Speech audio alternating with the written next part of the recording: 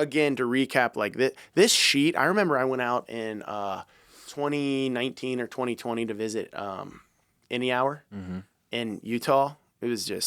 It was mind blowing. I think we were a $3 or $4 million company, and they were like $100 million. And I learned so much on that trip. It was really like the first time I visualized what $100 million company, like what you mean when you talk about a $100 million company. I mean, it's an absolute animal. And that was in 2018 or 2019 dollars of $100 million. You know, a lot bigger now, right? But one of the things they had was this master sheet, and it was a sheet that you could go to. It was the sheet of truth where all the numbers, those were the numbers that were running their business, with all these tabs for different communications. And it was always kind of like my dream after that. Man, I wish I had a sheet like that. Because before that, we had 100 different ways to try to pull our data and try to do our own filtering of that Service Titan stuff. It was before Service Jack was doing that. It's just impossible to do it that way.